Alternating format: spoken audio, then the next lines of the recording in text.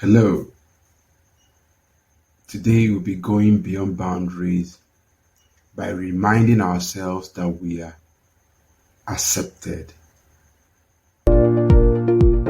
Beyond Boundaries is where to get inspired with faith-based growth hacks that will encourage you to advance in the direction of God's plan for I'll you. start by reading a particular quote. I really don't know who originated this quote, but I have it written down somewhere in some of my journals.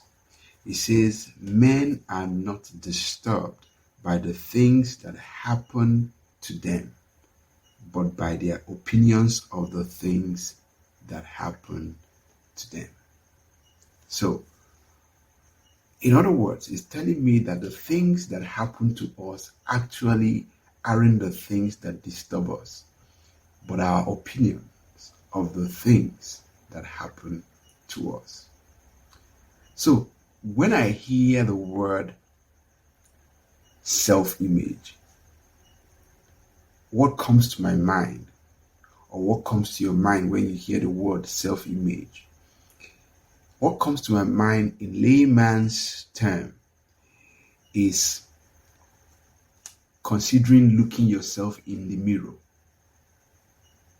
and being asked to describe what you see. Those descriptions that you give concerning who you are or what you see in the mirror represents what stands out, what is prominent for you in you. So that describes to me, or that tells me that when I hear the word self-image, I'm talking about how I see myself or how you see yourself. Some people see themselves just based on the limitations that they experience from circumstances, from field experiences, from challenges. Some other people look at themselves and see themselves from point of strength, from point of potential, or point of possibilities. I don't know which of them you belong to. So, there was something that happened sometime in my life. As a young man, maybe I was in my late 20s or yeah. And I applied for a job in an engineering firm. And I was called for an interview. I remember dressing up, properly dressed up, putting on a suit and tie. And I came to this interview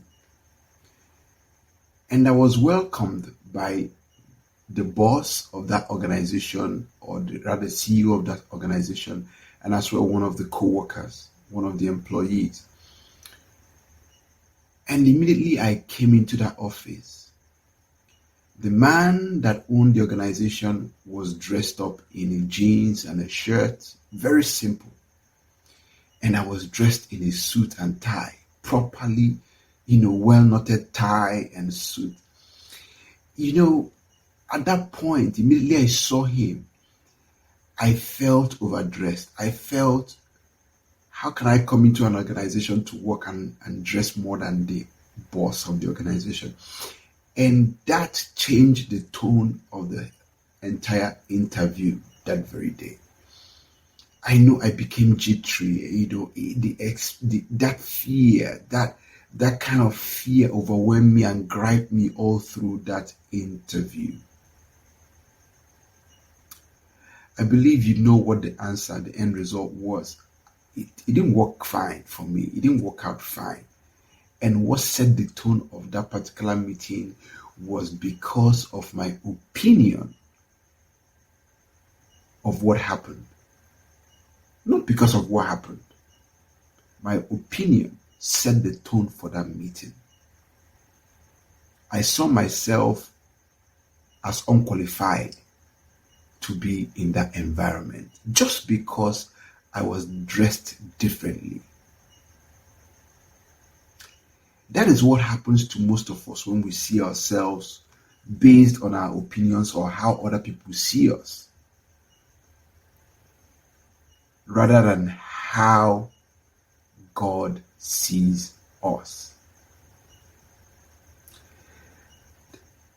I believe in life, when we talk about having a view of something, that there's something that happens when people have a top view of something. When you fly over a city and you look down from an airplane over a city, you have a better view of what's going on around that environment. You have a wider view. You have a better understanding, clarity.